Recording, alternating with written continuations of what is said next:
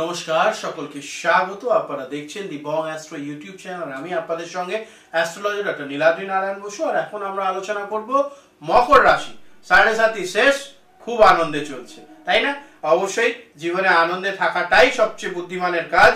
আর শুরুতেই যেটা বলবো, মে মাস কেমন যাবে সে বিষয় নিয়ে আলোচনা করব। তার আগে একটা সুখবর দিয়ে রাখি, অবশ্যই কিন্তু শুরু হয়ে গেছে দৈনিক রাশিফল দেওয়া। আজ সন্ধ্যাবেলা আগামীকালকের রাশিফল পেয়ে যাচ্ছেন, ফলে সেটাকে ফলো করুন। আর আগের দিন সন্ধ্যাবেলায় আপনারা পরের দিনের রাশিফল কেমন কি যেতে পারে সেটা খুব ভালো করে বিবেচনা করতে পারবেন, সেই মতো সতর্ক হতে পারবেন। তাই জন্যই দেওয়া। তাই বেল আইকনটা প্রেস করে রাখুন, চ্যানেল সাবস্ক্রাইব করে রাখুন যখনই নতুন ভিডিও যাবে, কারণ প্রতিদিন ভিডিও যাচ্ছে। তাই এটা যখনই করবেন দেখবেন অবশ্যই আপনারা মাত্র 15 সেকেন্ডের মধ্যে নিজেদের রাশিফল জেনে যাচ্ছেন। সকলে এই বিষয়টা একটু ফলো করুন এবং এগিয়ে চলুন, জানাবেন কেমন লাগছে। শুরু করব। ওম গং গণপতায় নমঃ, ওম নমঃ শিবায়। সকলকে স্বাগত। মকর রাশি জাতক জাতিকারা, এই মে মাস আপনাদের জীবনে এমন কিছু পরিবর্তন সূচনা করতে চলেছে যেটা আপনি গত এক দশকে ভাবেননি। রাহু, কেতু, বৃহস্পতি, বুধ এবং সূর্য সব বড় গ্রহ আপনাদের চারপাশে ঘূর্ণিপাক তৈরি করতে চলেছে। তাই এবার সময় এসেছে আপনার ছায়ার দিককে আলোয় আনবার, অর্থাৎ যে ট্যালেন্ট আপনার মধ্যে রয়েছে সেই ট্যালেন্ট মানুষের কাছে যাতে পৌঁছয় তার ব্যবস্থা করবার। চলুন দেখে নেওয়া যাক মে মাসে এমন কিছু ঘটবে যেটা আপনার কর্ম, পরিবার, অর্থ এই তিনটেকেই একসাথে নাড়িয়ে দেবে। তাই ভিডিওটা এক সেকেন্ডও স্কিপ না করে সঙ্গে থাকুন, জানতে পারবেন অনেক কিছু। আর আমি যেভাবে বলবো সেভাবে একটু রেসপন্ড করবেন। চলে আসবো শুরুতেই গ্রহগত বিষয় নিয়ে আলোচনায়। 6 মে বুধ মেষ রাশিতে চলে যাবেন এবং সেখানে আপনার এটা চতুর্থ ঘরে অবস্থান করবেন। সেই একই বুধ গ্রহ 23 মে বৃষে পৌঁছবেন, এটা আপনাদের রাশি থেকে পঞ্চম ঘর, ফলে তারও একটা বিষয় কিন্তু থাকবে। 14 মে বৃহস্পতি মিথুন রাশিতে চলে যাবেন, এটা আপনাদের রাশি থেকে ষষ্ঠ ঘর, মাফ করুন। এবং সেই একই দিনে সূর্যেরও গোচর হবে বৃষ রাশিতে, এটা আপনাদের পঞ্চম ঘর। 19 মে রাহু গ্রহ কুম্ভে অবস্থান করবেন বা গমন করবেন, সেটা আপনাদের রাশি থেকে দ্বিতীয় ঘর। এবং কেতু সিংহে অবস্থান করবেন, যেটা আপনাদের রাশি থেকে অষ্টম ঘর। এবার এই গ্রহদের উপরে যদি আমরা বিশ্লেষণ করি, দেখব বৃহস্পতি ষষ্ঠে শত্রু দমন, স্বাস্থ্যের উন্নতি এবং চাকরির স্থায়িত্ব বয়ে নিয়ে আসবে। বুধ পঞ্চমে সন্তানের সঙ্গে সময় কাটানো এবং মস্তিষ্কে সৃজনশীল ভাবনা আনতে খুব সচেষ্ট হবে। রাহু দ্বিতীয় ঘরে কথা ও আর্থিক দিক নিয়ে বিপুল পরিবর্তন হওয়ার যোগ রয়েছে। কেতু অষ্টম ঘরে আধ্যাত্মিক অভিজ্ঞতা বৃদ্ধি এবং তার সঙ্গে সঙ্গে গোপন বিষয় কিছু উন্মোচিত হতে পারে। অবশ্যই বিষয়টা খেয়াল রাখুন।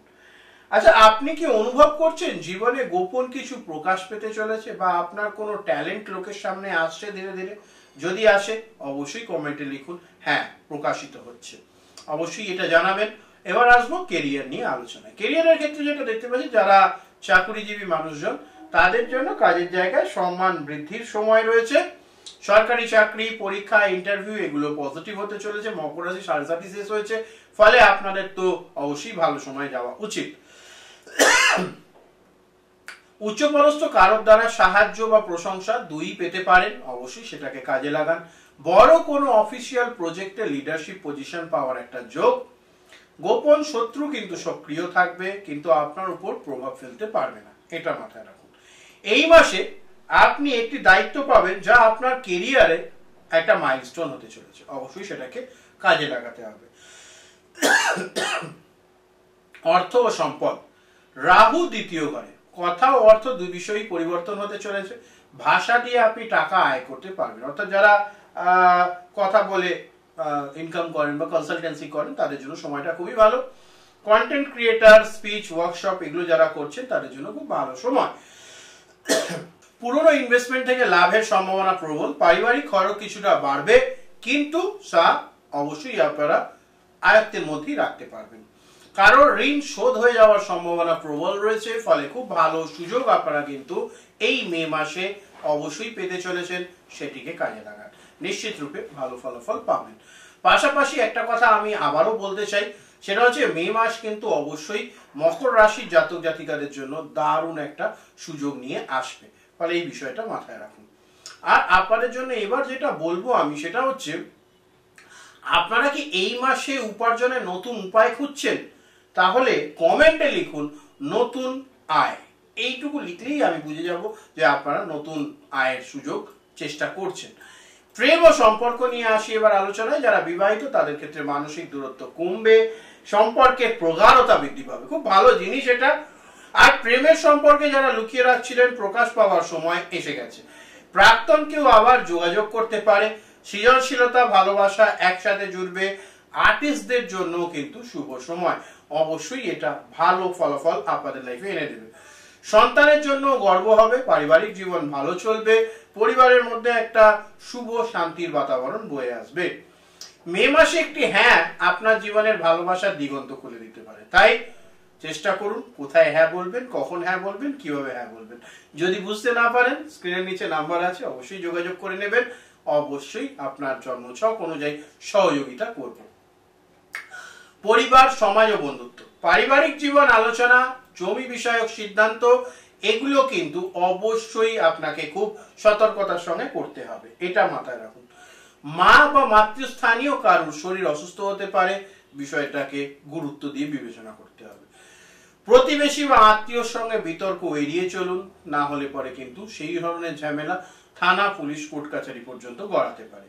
কিছু পুরনো বন্ধু নতুন করে জীবনে ফিরে আসবে, তাদেরকে স্বাগত জানান, কারণ আপনারা সমাজে এগিয়ে যাওয়ার পথে বন্ধু বান্ধবী তো পাতেও।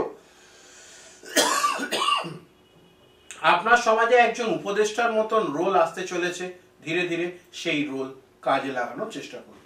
স্বাস্থ্য এবং মননশীলতা, বৃহস্পতি ষষ্ঠ ঘরে, দেহের রোগ প্রতিরোধ ক্ষমতা বাড়বে, অস্বাস্থ্যকর খাদ্য অভ্যাস ত্যাগ করবার প্রয়োজনীয়তা রয়েছে।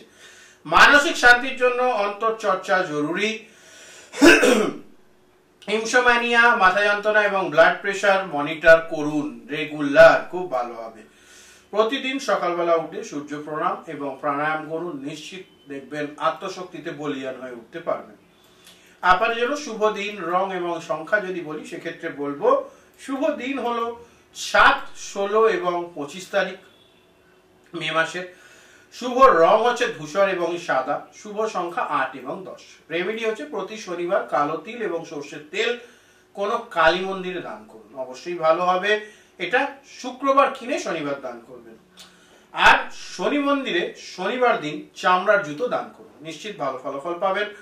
প্রতিদিন সন্ধ্যায় প্রদীপ জ্বালান এবং অবশ্যই আপনারা মা লক্ষ্মীর উপাসনা করুন, নিশ্চিত ভালো ফলাফল পাবেন। আর যেটা করবেন সেটা হচ্ছে পুরনো জমে থাকা কষ্ট খাতায় লিখে সেটা জলে প্রবাহিত করুন, দেখবেন কষ্টটা ভুলতে সহযোগিতা করবে। মকর রাশি, আপনারা হচ্ছেন কর্মযোগের রাজপথের প্রতীক এবং সময় এসেছে নীরবতা ভেঙে এগিয়ে চলবার। নিজের দিশা নিজেই তৈরি করুন, চেষ্টা করুন, এগিয়ে যেতে পারবেন। মে মাস 2025 এটা আপনাদের ট্রান্সফরমেশন টাইম, কাজে লাগান, এগিয়ে চলুন। এই ভিডিওটি শেয়ার করুন সমস্ত পরিবার পরিজনের সঙ্গে, কমেন্টে লিখুন আমরা তৈরি, লাইক দিয়ে আমাদের জানান এই গাইডটি কতটা উপভোগ করলেন। সকলে ভালো থাকবেন, সুস্থ থাকবেন।